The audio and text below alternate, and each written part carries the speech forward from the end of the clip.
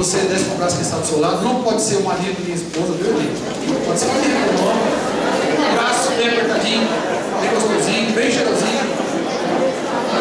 Pode ser assim: eu te abençoe, Jesus também. Pode dizer, olhando nos olhos.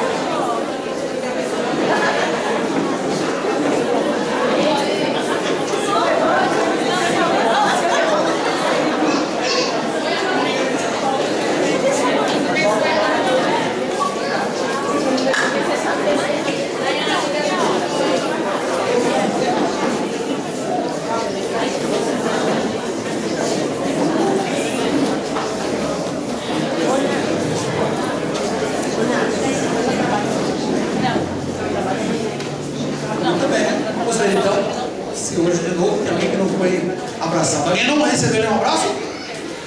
Alguém abraçou a Pedrinha que está sentada ali? Já abraçaram aí sentado aí? Sentado, abraçaram a cabeça? Ah, está do lado. Alguém? Você foi você ganhou quantos abraços, Alexandre? 322. Ah, na verdade, pô. Um só? Da esposa? Não, é brincadeira. Não. Alguém, por gentileza, que não seja a esposa dele, pode dar um abraço? Foi o Adriano. Alguém está carente de abraço aí? Alguém não recebeu nenhum abraço? Alguém? Ah, Edmar, que está na porta, aquela loura bonita aí na porta ali. Alguém te abraçou ou não? Ah, muito bem. Alguém te abraçou também? Um careca igual você te abraçou ou um cabeludo? Muito bem. Vamos ler a palavra então? Alguém te abraçou? É mesmo, né? Um abraço aqui. Livro de Eclesiastes, capítulo 3. Quem achou? Diga amém. Amém. Dê uma olhada para a direita, uma olhada para a esquerda, uma olhada para trás, para frente. Veja se alguém sem Bíblia. Cadê a Bíblia, mano? Costa nessas Bíblias aqui, ó. Costa ali, ó. Divide a Bíblia, cara, aí, ó. Divide aí. Vê se eu recebi ainda no soco. Vamos dividir a palavra, por favor. Vocês estão mal acostumados. Eu vou projetar nada de Bíblia. Vocês estão abrindo lá no livro aí, ó. Uma antiga. Livro de Eclesiastes, capítulo 3. Quem achou de ver Jesus me ama muito? Jesus me ama muito. Muito bem. Agora deixa eu ver também que eu não abri aqui ainda, né? Fica fazendo graça aí, falando que não deve. É que eu tenho duas versões, uma impressa aqui na linguagem antiga e uma na nova versão internacional. Muito bem. Capítulo 3. Verso 1. Há tempo para tudo. Para tudo há uma ocasião certa. Há um tempo certo para cada propósito debaixo do céu. Tempo de nascer, tempo de morrer, tempo de plantar, tempo de arrancar o que se plantou, tempo de matar, tempo de curar, tempo de derrubar, tempo de construir, tempo de chorar, tempo de rir, tempo de prantear, tempo de dançar, tempo de espalhar pedras e tempo de ajuntá-las, tempo de abraçar e tempo de se conter, tempo de procurar e tempo de desistir, tempo de guardar e tempo de jogar fora, tempo de rasgar e tempo de costurar, tempo de calar a boca e tempo de falar, tempo de amar e até um tempo para se odiar. Olha que interessante. Tempo de lutar e tempo de viver em paz. Versículo 17. Fiquei pensando, o justo e o ímpio, Deus julgará os dois, pois há um tempo para todo propósito, há um tempo para tudo que acontece, para toda obra debaixo do céu. Amém? Vamos orar então? Querido Deus e Pai, em nome de Jesus, nos dá graça na compreensão da palavra, nos dá a concentração que a gente precisa, a iluminação do Teu Espírito, e mais importante, aplica essa palavra na nossa alma, para que a gente possa praticar no nosso dia a dia. Nos ajuda nessa hora em nome de Jesus. Amém. Vamos sentar e deixar a Bíblia aberta aí. E hoje eu vou quebrar o protocolo. E aí, vai ficar na frente da câmera mesmo? Vai? Parecia só o cabelinho dele enrolado. Vou quebrar o protocolo, fazer uma coisa diferente agora. Antes de eu prosseguir, de começar com a mensagem, depois a gente ter orado por ela, eu quero orar por alguém que nessa semana fez aniversário. E sabe que eu sou meio assim, negócio de homenagem, aniversário. A igreja às vezes faz, mas eu fico meio assim, né? Mas hoje eu faço questão de trazer esse camarada aqui na frente, porque pra mim ele é um exemplo. Que é o nosso bichoquinho do louvor aqui. Cadê ele? Cadê ele? É hoje? É hoje mesmo, eu também hoje. Cadê o Eduardo? Subiu? Subiu? Cadê ele? Cadê ele? Tá escondido ali com vergonha? Cadê ele? Ah, tá aí. Palmas, senhor Eduardo.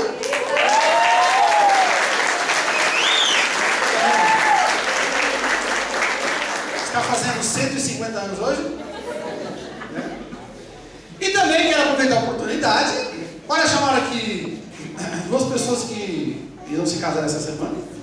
A Simone e o Fernando. Chega mais aqui. Eu quero olhar por essa galerinha toda aqui, por esse camarada que está começando uma fase nova da vida dele. Quantos anos mesmo? 13. Muito bem. Vocês viram que eu estou com o jardineiro bonitinho, né? E esse casal que também está começando uma fase nova. Foi onde vocês casaram no cartório? Foi? Né? E sabe que é mesmo? Dia 13? Ok. A gente está convidado? Ah, então corrija aqui, desfaz, esqueci, né? Esse é da igreja, né? A Simone e o Fernando. Fernando, esse aqui e a Simone esse aqui, tá certo? Vamos casar no dia 13, mais ou menos que horas, você sabe? 7h30? Na hora ou atrasado? Na hora? É, isso que é aquele ato, né? Vamos ficar de pé de novo? Eu sei que você acabou de se sentar, mas vamos orar para essa galera toda aqui. Vamos orar. Pai querido, mais uma vez a gente aqui juntos, a gente quer te glorificar pela tua ação na vida das pessoas, especialmente na vida do Carlos, na vida do Luiz, na vida da Simone. Louvado seja o teu nome. Nós te glorificamos pela obra que o Senhor começou na vida deles. Cada um na sua particularidade, cada um no seu momento único de suas vidas, mas nós te glorificamos porque o teu amor é o mesmo para com eles. Louvado seja o teu nome. E sobre o Carlos, vem a graça de, à medida que ele for crescendo no tempo, na idade, no tamanho físico, crescendo no conhecimento do Senhor, crescendo no caminho com o Senhor, crescendo na percepção das coisas espirituais e na sabedoria, para escolher sempre aquilo que é bom. Guarda-o de toda a ação das trevas, guarda de toda a tentação desse mundo, de toda a cilada, protege a vida dele em todos os aspectos e coloca sobre o mundo. Sobre a Simone e o Luiz que vão se casar, Deus, no dia 13, nós pedimos a tua bênção sobre tudo aquilo que ainda possa estar faltando para que esse casamento aconteça, que o Senhor seja suprido, seja material, seja emocional, seja espiritual. Abençoa a vida das suas famílias, que agora vão se unir de alguma maneira através desse casamento, que haja também fraternização e comunhão entre essas famílias. E abençoa a tua igreja, para que a igreja possa ser bênção, tanto na vida desse casal, como na vida desse adolescente. Essa é a nossa oração. Em nome de Jesus. Amém. Dá para Deus, Senhor Jesus? Graças a Deus.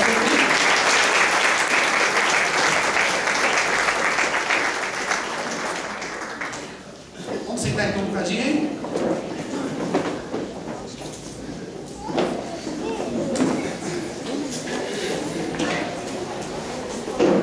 Muito bem. Quantos de vocês aqui tem mais de 40 anos? Deixa eu ver. Vamos fazer uma pequena pesquisa aqui. Eu seguro a mão para eu ver um percentual. Mais de 40. Não é 40, é mais de 40. 40 e uns. Você não, Marta? Dá uns 25%, certo? Tudo bem. Quantos de vocês têm menos de 20? Deixa eu ver. Fala a verdade. Não, baixa a mão. Vai de palhaçada isso aí. Vai de palhaçada. Menos de 20, verdade. Menos de 20. Menos de 20. Rosa, você não, Rosa. Menos de 20. De novo, deixa eu ver. Essas duas faixas etárias são duas faixas diferentes das outras faixas etárias. A segunda, que é menos de 20, é aquela faixa que você ainda está naquela fase, está começando, mas você está começando a sonhar, você ainda não tem muitos planos, pelo menos você tem desejo, tem vontade, tem sonhos, tem algumas ideias, mas as ideias normalmente não chegam a ser planos bem concretizados, bem arquitetados, são pelo menos algumas intenções, algumas vontades, né? E é uma fase bem legal, mas é a fase do devaneio e do autoquestionamento. Quem sou eu? Para onde vou? O que fazer da minha vida? E a primeira fase, que é a fase dos 40, entre os 40 e os 50, a famosa idade do lobo, ou idade da loba, é quando você volta para aquela fase diante dos 20, só que ao invés de você começar a pensar quem sou eu, onde estou, para onde vou, e eu tenho todo o tempo do mundo, você começa a pensar de novo, quem sou eu, de onde vim, para onde vou, e que droga, eu perdi muito tempo. Então eu vou aproveitar porque eu vou morrer o ano que vem. É uma idade intermediária, terrível. Quando você está mais velho, por acertou, você acertou a sua vida. Quando antes dessa idade, você está trabalhando, mas nesse período de idade é um troço terrível. E são essas duas faixas etárias, normalmente, que vão definir, na verdade, a sua vida. Hoje, com a ciência que a gente tem, até nós que temos pouco acesso à medicina, hoje com a ciência que a gente tem, é fácil você viver até uns 100 anos de idade. Quando vocês tiverem 100 anos de idade, vai ser muito mais fácil ainda. Então é bem provável que a expectativa de vida de cada um de nós aqui, com certeza, a maioria de nós aqui vai passar dos 100 anos de idade. Então, se você hoje tem 40 e trala lá, você tem muita poeira para rodar ainda, muita lenha para queimar. Amém. Amém, irmão. E se você tem 15, 16, 17, 18, 19, 20, mais ainda. Mas essas duas fases que vão definir se você vai se tornar um velhinho realizado, satisfeito, ou se você vai ser aquele velhinho rabugento, que ninguém aguenta ficar perto dele porque ele só se lamenta. Então existem dois tipos de velhinhos de 300 anos de idade. Aquele velhinho que ninguém quer saber dele porque ele é um chato, que ele reclama da vida dele o tempo todo, que perdeu tempo, que a vida foi uma besteira, foi uma bobagem. E tem aquele outro velhinho de 300 anos de idade que todo mundo quer ficar perto dele porque é um poço de sabedoria, um poço de alegria, de doçura, um camarada que viveu a vida intensamente, e ele faz questão de dizer, batendo a mão no peito, se fosse preciso, queria passar tudo de novo, porque foi maravilhoso. Quando é que a gente define se a gente vai ser o velhinho da esquerda ou o velhinho da direita? Você decide quando você tem menos de 20, decide quando você tem mais de 40, normalmente. Estou falando aqui de realização e estou falando aqui de frustração. Esse texto de Eclesiastes, se você não sabe disso, ele fala de realização o tempo todo e fala de frustração o tempo todo, com todos os aspectos da vida. E eu não queria, sinceramente, fazer um estudo bíblico hoje, mas não vou conseguir escapar muito disso não. Porque esse texto tem tanta profundidade e ele é tão relevante para a nossa vida que não tem como tirar algumas coisas aqui que em algum momento pode até parecer uma viajada, uma filosofada teologizada, sabe? Ou seja, aquilo que a gente ouve e não entende nada, mas extremamente essencial para a gente poder caminhar com a nossa vida. E nessa caminhada, nessa filosofada teológica toda aqui, ele entra na questão do tempo. E aí cuidado com a primeira definição, porque a palavra tempo que aparece aqui não é simplesmente o tempo que a gente entende, o tempo do relógio.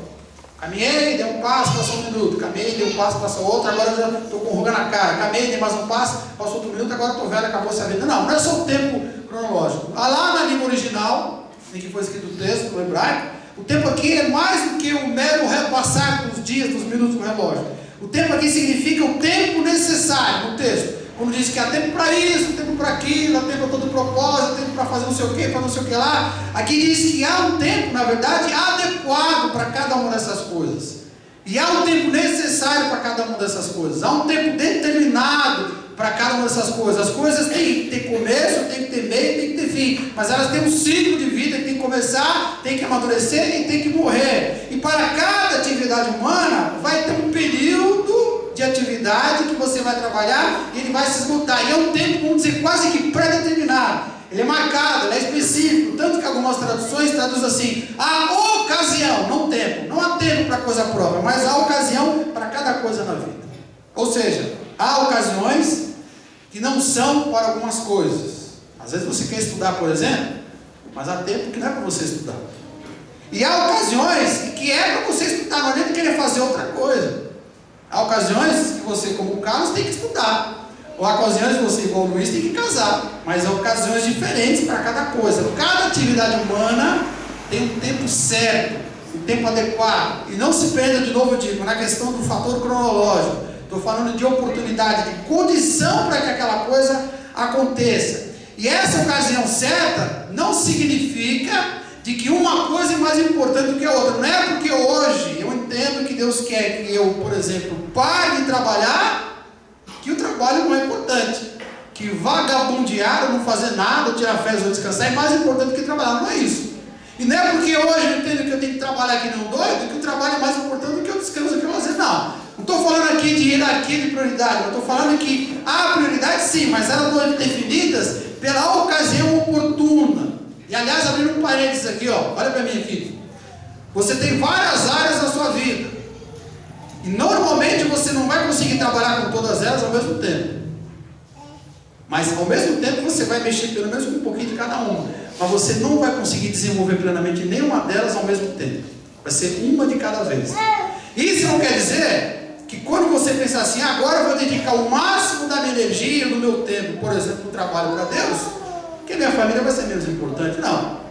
E não quer dizer se você falar assim, agora eu vou dedicar o máximo do meu tempo, a minha energia para a minha família. Não quer dizer que o trabalho na igreja não seja importante. Não é isso. Você vai ter que prestar contas, presta atenção, de todas as áreas da sua vida para Deus. Só que isso não quer dizer que você tem que sair que não desesperado fazendo todas as coisas ao mesmo tempo. Tudo tem o seu tempo e a sua energia determinada. Ao mesmo tempo, você não pode gastar o mesmo tempo e a mesma energia para todas as coisas. Você tem que saber o tempo certo de fazer cada coisa. Tudo na vida tem a sua prioridade. Diz lá o verso 1, tudo tem o seu tempo determinado. Diz lá a metade do verso 17, pois há um tempo certo para cada coisa da vida. E a compreensão dessa priorização, ou essa oportunidade para cada coisa da vida, eu entender que há um tempo certo para cada coisa, apesar de eu ter que um dia prestar conta de todas elas, eu saber que existe um tempo certo para gastar energia e o tempo para cada coisa. Entender isso é que vai me dar condições para que quando eu ficar velho, eu possa dizer, eu estou realizado na vida que eu tive, ou eu estou frustrado na vida que eu tive. Vamos respirar aí? Respira aí. Deu para começar a entender alguma coisa ou não? Sim ou não? Estamos falando aqui de prioridades na vida. Tudo na vida tem a sua prioridade. Para facilitar, graças a Deus, o texto deixa para nós aqui essa questão de prioridade classificada em duas esferas, em dois grupos, onde a gente vai trabalhar agora. Existem dois grupos de prioridades. E lembrando que elas não, um grupo não é mais importante do que a outra. A prioridade aqui é questão de ocasião, de oportunidade, de momento oportuno. Existem dois grupos. O primeiro é o grupo dos propósitos. Diga bem forte, propósito. Propósito é aquilo que você tem no seu coração e que não é só intenção. Aliás, diz o velho ditado o seguinte, de que o inferno está cheio de boas intenções. Por que o inferno está cheio de boas intenções? Porque não basta ter uma boa intenção, é preciso ter um propósito, porque o propósito vai além das intenções. Diz lá o verso 17, pois há um tempo para todo propósito, não de boa intenção, de má intenção, mas há tempo certo, ocasião certa para todo propósito. E a palavra propósito aqui significa prazer, significa deleite, desejo, aquilo que me traz anseio, vontade de fazer alguma coisa, aquilo que alguém se delicia. Sabe quando você se pega planejando e calculando e maquinando uma coisa que você vai fazer, aquilo te dá um certo prazer? E eu não estou falando só de uma coisa imediata. Se você, por exemplo, está com muita fome, está preparando uma comida bem gostosa, fica pensando, na hora que isso aqui estiver pronto, aí vai ficar mara. Não, não é isso. É algo mais profundo, mais intenso. Está se referindo a alguma coisa que você pensa em fazer na sua vida, que vai ter um custo, que você vai ter que se mexer, vai ter que correr, mas que depois que você alcançar, que você realizar, aquilo vai te dar muita satisfação.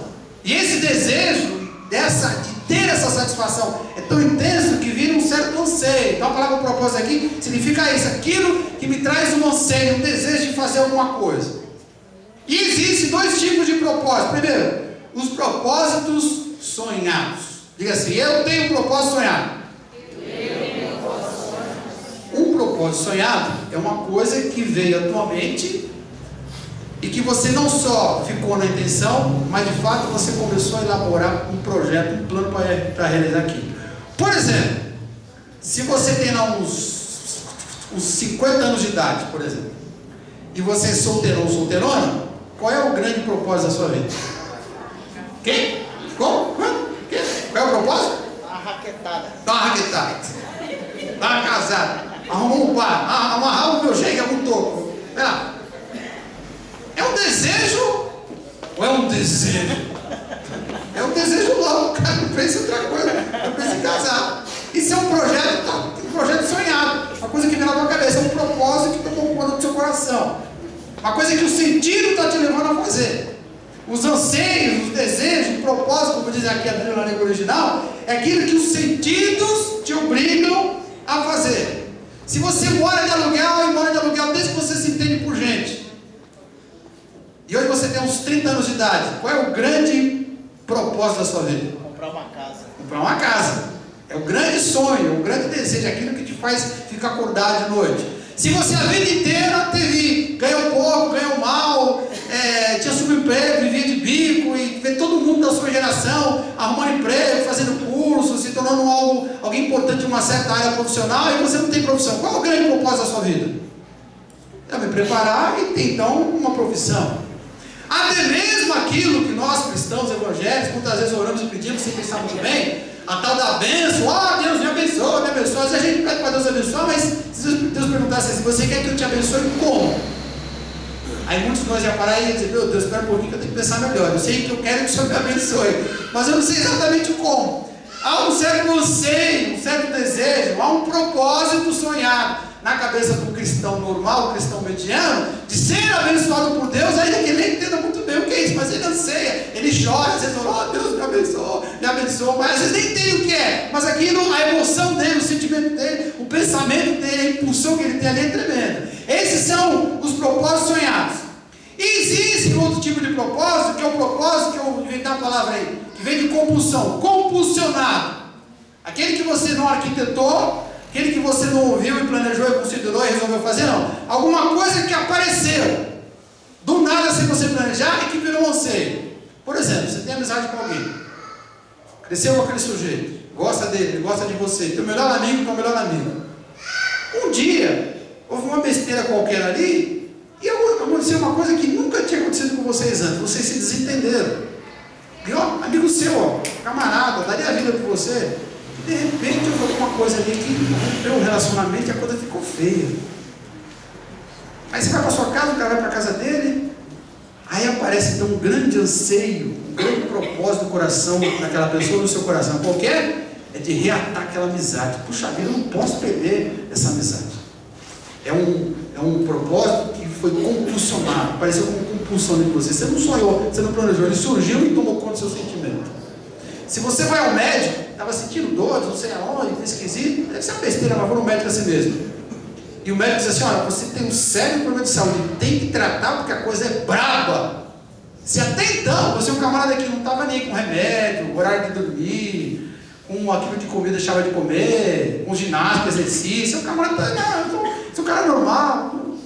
Se até então você não tinha problemas com a sua saúde, a partir daquele momento você vai ganhar um novo propósito, que é de ter saúde. Eu preciso agora cuidar da minha saúde. A palavra de ordem vai ser saúde. Vai começar a sonhar e ver saúde em tudo quanto é lugar. Vou buscar um mecanismo para resolver isso.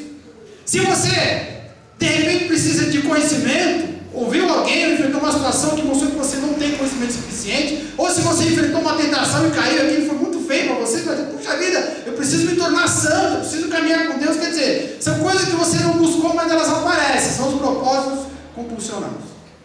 Esses propósitos, eles faz escolha, ou um propósito sonhado ou compulsionado, não importa. Para que eles sejam alcançados na sua vida, eles têm que estar na prioridade. E prioridade significa, em primeiro lugar, sequência. Presta atenção agora que eu estou te ensinando. Antes de você comprar uma casa, tem algumas coisas que são mais importantes que uma casa, não tem? Deve ter. Antes de você comprar um carro, deve ter algumas coisas mais importantes que comprar um carro, não tem? Tem. Você primeiro compra uma casa ou você primeiro compra um carro? Você não tem os dois? Deveria ser a casa, né? Deveria ser a casa. Mas às vezes um camarada vai lá e compra o quê? Compra o carro. E aí ele despejar e vai morar no carro, né? Então compra uma Kombi, uma perua para ficar sempre grande, um trailer, sei lá. Eu tenho um grande sonho, um grande desejo, um grande propósito de ter filhos. Olha que grande propósito, né? Mas você já tem mulher, já tem marido? Não? Não, ué. Tem que primeiro arrumar um casamento. Tem que ter uma sequência natural. Prioridade de propósito começa com a sequência lógica. Olha para mim aqui, ó. Estou te falando isso porque muitos de nós invertem a sequência lógica. Ao invés de ir na naturalidade da sequência, ele inverte a lógica ali do negócio. E às vezes a lógica até está certa, mas não é o momento certo, não é o momento adequado para realizar ali aquele propósito. Eu quero muito que Deus me abençoe. Quero muito que Deus nos faça prosperar. Aí entra naquela famosa campanha de Jabes, né? Durante 3 semanas eu vou jejuar, eu vou orar, eu vou fazer todo dia a mesma oração. Deus, estende ali os meus limites, eu quero prosperar, eu quero a tua bênção. Beleza, é um grande propósito. Só que antes desse propósito de prosperar, de crescimento, você precisa primeiro bater o propósito da santidade. Você já viu alguém que não anda com Deus ter os seus limites estendidos por Deus? Ele pode conseguir alguma coisa no braço dele, na marra. Mas de Deus não. Então existe o momento certo, é a sequência certa, o momento certo e a intensidade certa. Existe um momento que você tem que cuidar, por exemplo, das pessoas que você ama e da sua vida profissional. Tem que fazer ao mesmo tempo, não tem jeito. E de repente você vai se dividir, vai dividir o tempo humano para as duas coisas, mas o trabalho sempre vai pegar mais tempo. Mas você não pode às vezes dividir a intensidade com que você trabalha com as duas coisas. Há momentos em que você vai ter que dedicar mais atenção, mais concentração, mais energia, mais oração, mais busca para se desenvolver no trabalho, sem deixar a família. Mas há momentos, e é o momento certo, que você vai ter que continuar trabalhando, mas vai ter que dedicar mais atenção, mais energia, mais oração à sua família. Ainda que cronologicamente falando, você fique menos tempo do que a família.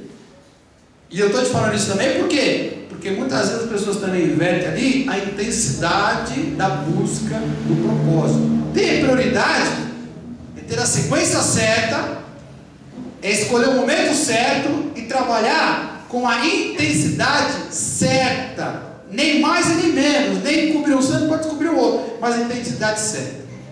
A Bíblia diz, no texto que a gente leu, tudo tem o seu tempo determinado, tudo na vida tem a sua prioridade. E para que eu possa me tornar uma pessoa realizada, envelhecer como um velhinho feliz e realizado, me sentir bem a minha vida inteira, me sentir um sujeito autorrealizado, eu preciso entender que tudo na vida tem prioridade. E eu tenho que respeitar essa prioridade. O primeiro grupo é a prioridade dos propósitos. Agora, o que acontece quando eu não respeito as prioridades de propósito? Quebra a cara. Aí se quebra a cara. Você acha que Deus tem propósito no que Ele faz, sim ou não? Quer dizer que Ele tem uma intensidade certa, tem uma sequência certa e tem um momento certo para poder agir, certo? Correto. A Bíblia diz no livro de Gálatas o seguinte, que no tempo certo, no momento certo, quando tudo estava pronto, com a intensidade certa, na hora certa, na sequência certa, na ocasião adequada, Deus agiu e mandou Jesus para esse mundo. Jesus não veio um ano antes, não veio um ano depois, não veio 1000 anos antes, não veio 1000 anos depois. Jesus veio ao mundo, diz a palavra no livro de Gálatas, capítulo 4, no momento exato. E eu gosto da palavra usada no Novo Testamento, no livro, que é a palavra kairos, significa o tempo exato, o tempo de Deus, diferente da palavra cronos, que é o tempo do relógio, o tempo que nos dirige. Quando Deus viu que era a ocasião adequada, quando Deus percebeu que toda a energia que Ele precisava para aquele ato estava pronta, já canalizada, quando Deus viu que era oportuno, aí Ele mandou Jesus para salvar ali toda a humanidade. E da mesma forma, já que Deus é onipotente e onisciente, tem todos os poderes e todos os conhecimentos, da mesma maneira que Deus conduziu a vida de Jesus, Ele também conduz a vida de cada um de nós. Se Jesus tivesse chegado para Deus e falasse assim, ó, antes dele nascer, antes de vir ao mundo, pois é, Deus Pai, está na hora de você me mandar como Deus Filho para o mundo, pode ser agora? Se Ele perguntasse isso, Deus pode dizer assim, não está na hora, não está pronto ainda, as coisas não estão preparadas, não é a prioridade, não é o momento, não é a sequência. Da mesma maneira, se você perguntar para Deus, Deus, será que é hora de eu deixar de estudar e só trabalhar em 2 ou 3 empregos? Deus tem um pensamento a esse respeito. Ele sabe se é o momento certo ou não. Se você fala, Deus, tá, eu tenho 3 empregos, está na hora de eu parar de trabalhar em 3 empregos e ficar num emprego só de 6 horas para voltar a estudar. Deus também tem uma opinião a esse respeito. Por quê? Porque Deus também tem um plano, assim como tinha para Jesus, para a sua vida, para a vida de cada um de nós aqui em particular. E o meu propósito, o meu planejamento tem que estar em sincronia, aliás, em sintonia e sincronia com o planejamento de Deus. Os meus propósitos, eles têm que bater com o plano de Deus. Mas não é só o propósito. A minha prioridade tem que ser a mesma de Deus. Porque se eu quero, por exemplo, ter um sucesso na minha vida profissional, Deus também quer. Mas pode ser que talvez Deus quer que eu faça alguma coisa antes disso. E eu quero fazer agora. Às vezes você quer, por exemplo, fazer uma viagem, viver uma experiência nova, ir para outro país. Será que Deus quer isso para você? Talvez Ele queira. Mas pode ser que antes que você viaje, Ele queria que você faça uma outra coisa por aqui, ó. Tem uma experiência aqui onde a gente mora mesmo. Será que Deus quer que você volte a estudar? Ah, faz muito tempo que eu acabei o colegial, muito tempo que eu fiz a faculdade, já estou meio velhinho. Mas eu acho que eu vou voltar agora. Pode ser que Deus queira que você volte a estudar depois de velho, mas pode ser que antes que você volte a estudar, Ele quer que você faça alguma outra coisa antes. O seu planejamento, o planejamento do seu propósito, do seu sonho de vida, tem que estar batendo com o planejamento do próprio Deus. Agora, se eu não respeitar essa sintonia, o que vai acontecer? Eu vou perder o contato com o plano de Deus, vou perder a sintonia com o plano de Deus. Deus vai estar trabalhando numa prioridade para cá, e eu vou estar trabalhando em outra prioridade para o outro lado. E como Deus é todo poderoso, eu dependo da bênção dele, eu vou estar lutando sozinho aqui desse lado. Estou correndo atrás de um sonho. É sonho de Deus? É. Mas é tempo de Deus? Não. Aí você vai estar correndo sozinho e se insistir nisso de qualquer maneira. E o pior é que você vai perder ali essa sintonia com Deus, vai perder ali a bênção de Deus, quer dizer, o seu sucesso vai ser bem limitado, se é que vai ter algum. E o pior, você vai perder tempo, vai passar o tempo, vão se passar os dias, os meses, os anos, e o resultado, o anseio, o desejo que você tanto queria, que te levou até aquele propósito, ele vai ficar só no pensamento, vai ficar só no sonho. Lá no Velho Testamento, bem no começo do Velho Testamento, no livro do Gênesis, Deus chamou aquele homem e a mulher, e disse assim: olha, eu tenho um propósito para vocês. Primeiro, vocês dominem toda a terra. Olha que Deus falou para Adão e para ela: domina tudo. Esse é o primeiro propósito, essa é a primeira prioridade. É tempo disso agora. E à medida que eles fossem dominando tudo, dia após dia iam tendo experiência com Deus. Diz a palavra que no meio da tarde, na virada da tarde, Deus aparecia e tinha ali encontro com os dois lá no paraíso. Eles dominavam a natureza inteira, que era o primeiro propósito deles serem criados. E como segundo propósito, como consequência daquele primeiro momento, o segundo momento era ter conhecimento de Deus. Até que um dia um deles viu uma fruta e disse: olha, essa aqui é a fruta do conhecimento do bem e do mal. Peraí, mas Deus colocou a gente aqui para dominar o mundo, ou primeiro para ter conhecimento do bem e do mal? Não, primeiro para dominar o mundo. Ah, mas e se a gente inverter o propósito? E se a gente estabelecer uma outra prioridade? Deus quer que primeiro a gente domine o mundo, depois, e à medida que a gente vai dominando, ganhando o conhecimento gradativo do bem e do mal e dele. E se a gente resolver primeiro, antes de dominar o mundo, primeiro ter conhecimento do bem e do mal? Que tal? Diz a Bíblia que eles acharam a fruta agradável para se comer e agradável para ter conhecimento, e comeram.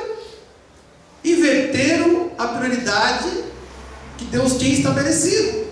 Ter conhecimento não era pecado, assim como dominar o mundo não era pecado, mas desobedeceram porque inverteram a prioridade. Sabe o que aconteceu? Sabe o que aconteceu? Sim ou não?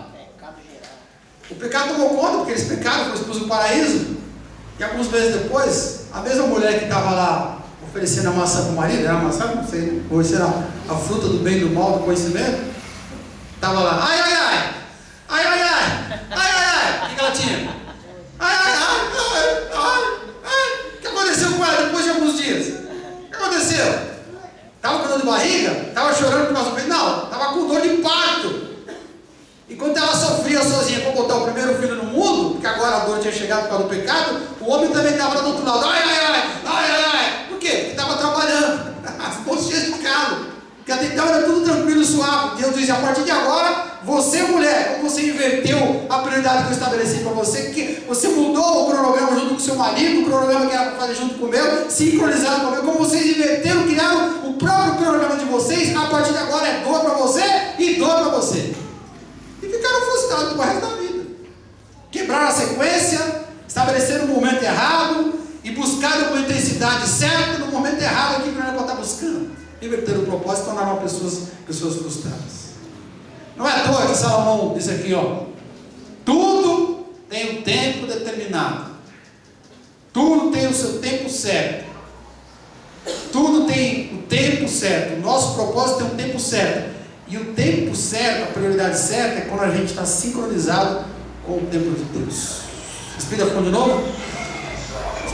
Diga assim: eu preciso ter propósitos. Pode dizer? Eu preciso ter propósitos. Agora mais forte: eu preciso ter propósitos sincronizados com os propósitos divinos. Muito bem. O segundo grupo de prioridades que o texto nos mostra são as prioridades das obras. No verso 17, no finalzinho, diz que há um tempo para toda obra, como diz em outro lugar da Bíblia, para toda boa obra.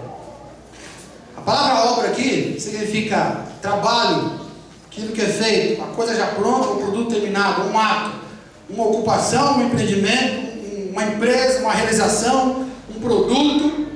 Não é aquilo que a gente sonhou, mas é aquilo que a gente faz. Em outras palavras, aquilo que as circunstâncias nos levaram a realizar, ainda que a gente não quisesse. O propósito que a gente falou é quando eu tenho um desejo muito forte e a minha mente, os meus sentimentos me levam a arquitetar um plano para conseguir alguma coisa. Aquilo me faz delirar e ficar ansioso. Agora aqui eu estou falando daquilo que eu não esperava, que eu não queria. Às vezes até podia até querer, mas não esperava, eu queria fugir daquilo. Uma coisa que as circunstâncias me colocaram na frente para eu poder realizar. São obras que a gente tem que realizar. Existem dois tipos de obras. As primeiras são as obras esperadas. Eu acho que ela pode vir, mas eu não tenho certeza, mas está mais ou menos esperando até que o dia que ela aparece de verdade. Voltando para aquele nosso amigo lá que tem 60 anos e é solteirão, ele descobriu que Deus tem um plano para a vida dele. Quer que ele seja casado, tenha filho, blá blá blá. Bom, qual é a obra que ele tem que fazer agora? Bom, ele tem que arrumar uma mulher, né? Se ele for muito feio, muito esquisito, ele tem que dar uma geral. Tem que dar sorte. Não sei se dá sorte, ele cada cara feio, cada mulher bonita, rapaz, é mais do que sorte. Se Deus está no negócio, Deus vai fazer alguma coisa, mas ele tem que fazer a parte dele. Ele tem que procurar ter relacionamentos, ir atrás. Vamos ver onde é que tem alguém que de repente possa ser a pessoa que Deus escolheu. Eu tenho um grande propósito que é constituir uma família. Mas qual obra que eu tenho que fazer? Tem que buscar então a pessoa adequada. E ó, se você casar, você sabe o que eu estou dizendo. Não é fácil escolher a pessoa certa, hein? A gente já passou na vida do solteiro, a gente passa por cada rosca, né? Cada situação. Eu fico pensando, tanto tempo perdido, né? A menina que eu namorei, que se fosse hoje, uma mulher não me olhava na cara. Pelo amor de Deus. Não é fácil escolher a pessoa certa, mas é um trabalho que você tem que fazer. Quem está solteiro sabe que uma hora vai ter que dar uma ralada para descobrir onde é que está a outra metade da laranja, a tampa da velha panela. Se você tem um grande propósito, por exemplo, de comprar uma casa, aquele sonho de gente mais velha, quer comprar um sítio, sabe, não sei para onde, uma casa de praia, blá blá, beleza, é o que Deus quer. Mas para você fazer aquilo, você vai ter que aprender a economizar. O meu sonho é eu tenho 15 anos, quando eu tiver uns 60 anos de idade, eu quero ter R$1 milhão no banco. Estava vendo uma matéria essa semana sobre isso. E o cara fez uma conta e disse o seguinte: olha, se você tem 15 anos hoje, se você quiser, com 60 anos de idade, ter R$1 milhão na conta, basta você guardar R$5 por dia e aplicar os R$5. Só! Me ensina. Depois eu te digo onde é que eu vi lá, o cara vai ensinar pra você. Só que você tem que ter 15 anos, né? Para chegar lá com 60, R$1 milhão. Mas eu já tenho 60 agora, então com 120 você chega com R$1 milhão. Poxa vida, será que é difícil guardar R$5 por dia? Claro que não. É difícil guardar R$5 por dia, cara. É. A gente gasta muito fácil, mas para guardar é muito difícil. Se eu quero realizar um sonho material, eu tenho uma obra para fazer e eu sei que ela está me esperando, mas cedo ou mais tarde eu vou ter que entrar nela, eu vou ter que aprender a lidar com o dinheiro, economizar, guardar o dinheiro. Se eu quero que Deus me dê a tal da bênção, seja no que for, daqui eu não entendo muito bem o que é Deus abençoar, eu sei que é bom, mas se eu quero, não tem jeito. Se minha vida é totalmente torta, eu tenho que trazer para a existência na minha própria vida aquela velha canção das crianças que diz assim, não é mesmo? Havia um vizinho torto que morava numa casinha torta, não é mesmo? Me ajuda aí? Andava no caminho torto e sua vida era torta. E um dia, o vizinho torto, a Bíblia encontrou e tudo que era torto, Jesus. Se eu sou torto a dar com pau, mas eu quero muito a bênção de Deus na minha vida, não tem jeito, mais cedo ou mais tarde eu vou ter que dar uma riba, vou ter que fazer um trampo, vou ter que fazer uma obra. Eu estou mais ou menos sabendo que ela está me esperando, eu vou ter que desentortar essa minha vida, vou deixar Deus desentortar, e vai dar um trabalho, vai doer, mas eu vou ter que entrar nessa obra. São obras que a gente está esperando. E existem obras que a gente não está esperando. Eu sempre orei para ter muita sabedoria, para ter muito conhecimento, ser uma pessoa ponderada. Eu estava caminhando nesse propósito. E achei que não precisava de muita coisa. Bastava ler uns livros, bastava ouvir as pessoas, ser um pouco comigo. Até que um dia veio uma crise muito brava. E eu quase caí da fé, quase me matei, quase fiz um monte de besteira. E aí eu lembrei que o quê? Que eu tinha pedido, Deus, me dá sabedoria. Me dá conhecimento. Ué, será que tem uma coisa a ver com o meu pedido de oração, essa crise toda? Tem. Você não esperava, mas Deus te deu uma resposta. Qual é a resposta? Ele te deu uma obra para você fazer. Agora é a hora de você fazer a pior faculdade de todas. Sabe qual que é? A faculdade de si mesmo. Quando você tem que sentar na cadeira e você se autoexaminar, mas se autoexaminar de verdade. Se existe, sabe quem é que mais mente pra gente? Sabe quem é? A gente mesmo. Não existe ninguém que minta tanto para mim como eu mesmo. Você quer ver só? Quando a gente trabalha com alguém numa empresa, por exemplo, o cara faz o serviço dele, você faz o seu, tranquilo. Você sempre está esperando que ele faça a parte dele. O dia que o cara faz uma besteira, não sei o que, o cara vagabundo, fez direito, prestou atenção, não sei o que. Senta o pau no cara, ainda que não fale nada para ele, mas na cabeça pensa, esse cara mal intencionado, vagabundo, não sei o que. Mas quando você erra lá no serviço, pisa na bola, você não fica preso ao que você fez, no final, você pensa, nossa, mas não é isso que eu queria fazer, não é isso. Para acusar os outros, rapidinho, você pega o que a pessoa falou, o que a pessoa fez. Mas quando o problema é a gente só avalia a nossa intenção.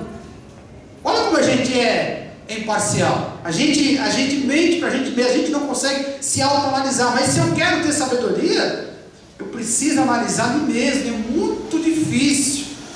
Eu não esperava por aquilo, mas agora eu descobri que eu estou ficando velho e sou burro. Não sei viver. Então agora eu tenho que parar e pegar meus 40 e tantos anos e avaliar toda a minha vida com uma sinceridade ímpar, que eu nunca tive até então. Vai ser trabalhoso. A minha vida era torta? Passei 40 anos, como a gente estava dizendo cedo aqui, brincando de ser crente. Aí alguém falou assim, o diabo não brinca de ser diabo, né? Ele é sério naquilo que ele faz. Aí eu falei assim, Deus também não brinca de ser Deus, ele é sério. Bom, então quem que brinca? A gente brinca de ser crente, por exemplo. Se eu sei que eu preciso ter uma vida de santidade, se o grande propósito meu como cristão é ser um homem que anda segundo os olhos de Deus no caminho reto, não tem jeito, vai chegar uma hora que eu vou ter que fazer um trabalho terrível, que eu não queria fazer, mas de repente apareceu na minha frente, sabe qual é? Eu vou ter que começar a estudar a Bíblia. Mas eu não sei ler direito, às vezes atrapalha. Sabe aquela conversa mole? O cara lê jornal, lê gibi, internet, papel, bula de remédio, aquela desgraça de bula de remédio. O cara lê tudo que aparece, mas olha que pega a Bíblia, me dá um sono. Às vezes embaralha, não chega, começa a piada, eu vou dormir, né? Mas o dia que ele entender que o propósito é grande, ele encarar o propósito de verdade e andar com Deus, bom, então Deus vai me dar uma obra que eu não estava esperando qual é. Agora eu vou ter que orar de verdade mesmo. Como é difícil orar de verdade, né? É mais fácil eu tomar um café, pôr meu café e sair andando, falar, Deus me guarda, blá blá, e pôr na blusa, pedindo o cabelo, se sou o cabelo, né? Pedindo o cabelo, ou passando batom lá e andando, Deus me guarda e andando. Mas é difícil parar de manhã e tirar meia hora para orar de joelho antes de sair de casa. É muito difícil. É uma obra terrível. Mas é a obra que você tem que fazer para que haja prioridade na sua vida. De novo aí, a sequência certa, o momento certo e a intensidade certa. Agora, meus irmãos, e se eu, de novo, resolver não respeitar a prioridade das obras de Deus, que Deus tem na minha vida, para eu fazer? Se de novo eu falar, eu sei que o momento certo, a sequência certa, a intensidade certa é essa daqui, que eu estou passando agora, mas eu resolver fazer tudo diferente, inverter essa prioridade, o que vai acontecer com a minha vida? No livro de Lucas, no capítulo 14, Jesus vai explicar um certo assunto, ele traz uma ilustração bem ampla, que foge ali até do contexto. Ele diz assim, não tem ninguém que construiu uma casa, ou que vai construir uma torre enorme, que antes de construir a torre, primeiro não sente, faça a planta, calcule o gasto, veja o orçamento e veja se dá. Não tem ninguém que vai construir a torre para primeiro não fazer suas contas. Aí ele diz assim, não tem nenhum general que vá para a guerra, que antes de ir para a guerra ele senta, faz a conta quantos soldados ele tem, quantas armas, e ele vê se o que ele tem dá para enfrentar o inimigo ou não. Porque se ele percebe que não tem dinheiro para construir a torre, porque ele fez o planejamento, ou se ele percebe que não tem condição de enfrentar o inimigo, então ele para a construção e manda uma comitiva ali para conversar com o inimigo e estabelecer as condições de paz, porque não tem guerra. Por quê? Porque é um camarada de bom senso. Olha para mim aqui, ó. Só que muitas vezes nós não agimos com bom senso, a gente age igual tolo, igual burro. Tolo na Bíblia é o nosso lugar burro. Às vezes a gente age com burrice. Porque a gente faz coisas que não dá para nós. Se eu tenho algo para fazer, eu tenho que ter uma lógica. Eu tenho que primeiro, antes de comprar as telhas, eu preciso primeiro comprar os alicerces da casa. E há pessoas que escolhem a telha primeiro, para depois escolher o alicerce. E aí já começou errado. Levanta as paredes e percebe que o material que usou para fazer o alicerce e as paredes não bate com aquela telha. Olha o que acontece? As consequências, o famoso salário de tolo, salário de burro, colhe as consequências da imprudência. Aí o cara diz para a mulher assim, ei mulher, a gente comprou primeiro as telhas, né? Você queria toda essa telha nesse tamanho, nesse formato, a gente foi construir de baixo para cima, tudo errado, né? E agora esse alicerce aqui não dá para esse tipo de tijolo, esse tijolo não dá para esse tipo de parede. Essa pia que a gente comprou aqui há 10 anos atrás, não cabe agora nessa parede que a gente fez aqui, ó. Aí vai ter que fazer aquilo que as empresas chamam de retrabalho. Chama o pedreiro e manda derrubar. Vamos começar de novo. Se cansou, se gastou, perdeu os recursos, desperdiçou os recursos, não fez o que era para ter feito, tinha um plano, um propósito que era maravilhoso, mas inverteu a prioridade da obra. O sonho era a casa, não era a construção. Agora a construção virou um pesadelo, e o sonho da casa está cada vez mais longe, que era o propósito. Aí derruba tudo, não tem dinheiro para recomeçar. E aí quando vai fazer um outro projeto, alguém diz assim, ah não, isso aí não dá nada, isso aqui é atrapalhado. Primeiro ele vai para a guerra para depois montar os soldados. Primeiro ele começa a construir a torre para depois ver se tem dinheiro para terminar. E ele refaz o trabalho e não fica bom, é aquela história, né? Coisa remendada não fica bom nunca, né? Nunca fica igual. Fica remendado, fica feio. Que droga é essa? O que aconteceu? E aí quando diz que vai fazer um outro projeto qualquer, todo mundo que ao redor, a mulher, o marido, o pessoal na igreja, isso vai, coitado, vai jogar dinheiro fora, vai gastar o tempo dele, vai perturbar a família, e no final não vai dar em nada, é só frustração. Quando a pessoa não tem essa priorização da obra que é para fazer, o resultado é sempre frustração. Um dia Deus pegou um povo e falou assim para aqui, presta atenção aqui, ó. Estou dando essa terra para vocês aqui, vocês entenderam? A gente entendeu, Deus. Agora Deus falou assim, presta atenção na sequência da obra. O propósito é, vocês vão ter uma terra maravilhosa para morar, onde mana leite e mel. Entenderam? Entenderam? Só que para alcançar esse propósito, Deus falou para eles, vocês têm que cumprir com uma obra, aliás, uma sequência, uma prioridade de obras. As obras não são o sonho em si, o sonho é ter a terra prometida. Mas para ter a terra prometida, tem que seguir a sequência do que eu vou te falar agora. Deus passou para eles. Primeira etapa, vocês entram na terra e arrancam o couro do inimigo, mata todo mundo. Entenderam a primeira etapa, a primeira obra? A primeira sequência, a primeira prioridade? A gente entendeu. Aí Deus falou, a segunda sequência, os inimigos que sobrarem, não é para fazer prisioneiro, expulsa, ou mata, ou manda embora. Não deixa nenhum inimigo sobre a terra. Deus falou para eles, vocês entenderam a segunda sequência da obra? A prioridade, entenderam? Primeiro invade e vence. Segundo, manda todo mundo embora e mata os sobreviventes. Entenderam? Entendemos. Aí Deus falou assim, a terceira e última etapa, sabe qual que é? Aí vocês se acomodam, faz a piscina, faz o country club, faz o... vocês quiserem a terra, planta uva, todos os tipos. Faz o que vocês quiserem. Não invertam a prioridade. Sabe o que aconteceu? Eles entenderam a lógica da sequência, que havia um tempo para cada coisa. Mas primeiro eles cumpriram a primeira etapa, invadiram a terra e foram para o pau. E se mandaram bem porque Deus estava com eles. Só que quando chegaram na segunda etapa, que era para expulsar os inimigos que sobraram, eles se aliaram com os caras. Fica aí, vocês trabalham de escravo. Deus, mas não era essa a prioridade. Em vez da gente criar, mas alguém disse assim, quando os generais estavam na guerra, a gente ajudou muito. Deixa os caras aí, vamos curtir a terra, tá louco, eles vão relaxar. Mas curtir a terra era em terceiro lugar, faltava o segundo, eles pularam a segunda etapa. A prioridade deles agora era diferente da prioridade deles, a obra para fazer era diferente daquela obra que Deus tinha feito para eles. Pouquíssimo tempo depois, os caras, sabe o que aconteceu? Eles perderam, eles eram para expulsar os inimigos da terra. Pouquíssimo tempo depois, eles é que foram expulsos da terra. E pela misericórdia de Deus, algum tempo depois, Deus trouxe eles de volta para a terra. Quando eles voltaram para a terra e chegaram e viram tudo queimado, tudo destruído, eles vão ler o livro dos Salmos, né? A oração que fizeram foi o seguinte: ah, Deus, restaura a nossa sorte, igual os riachos que nascem no meio do deserto lá, restaura a nossa sorte. Olha que desgraceira, Deus.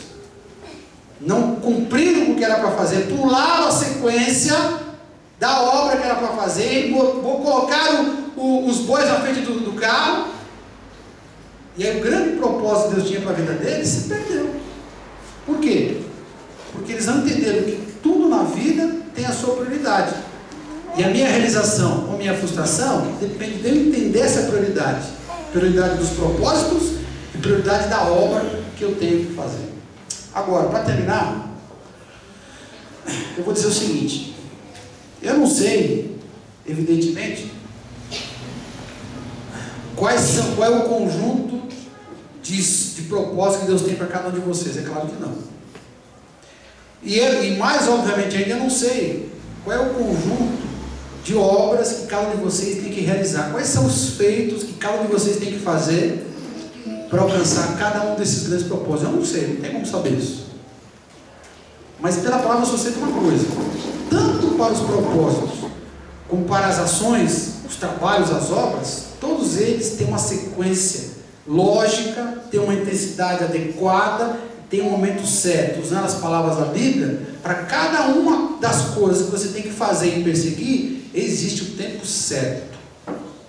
E se você se enroscar na compreensão desse tempo certo, os seus sonhos, os seus propósitos vão virar pesadelos.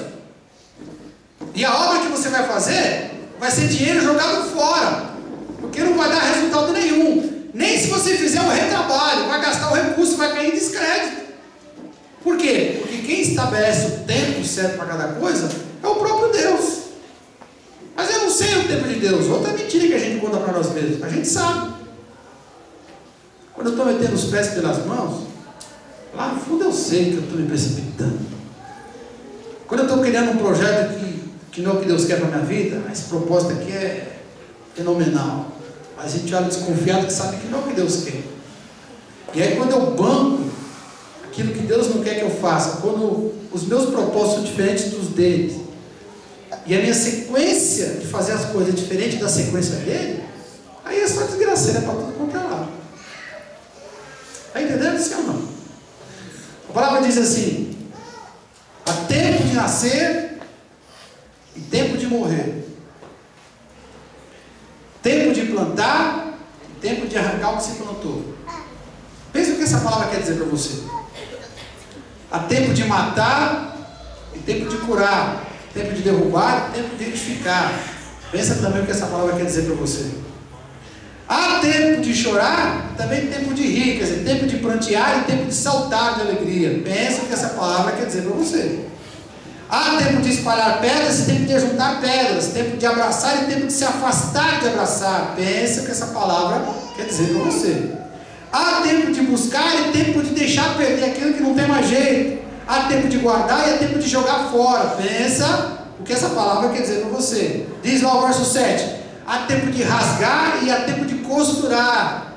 Há tempo de estar calado e há tempo de falar. Há tempo de calar a boca e há tempo de abrir a boca para falar. Pensa o que essa palavra quer dizer para você na sua vida. Há tempo de amar e até tempo de odiar. Olha que palavra interessante.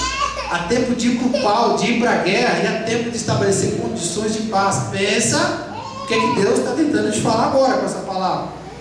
Diz o verso primeiro: tudo tem o seu tempo determinado, a sequência certa, o momento certo e a intensidade certa. Nas palavras do texto, é o tempo ou a ocasião determinada, e há tempo para todo propósito debaixo do céu. Então disse comigo: Deus julgará o justo e o perverso, pois há tempo para todo propósito e toda boa obra. Diga amém. Amém. Vamos orar ao Senhor. Quem vai me ajudar a passeio pode vir aqui.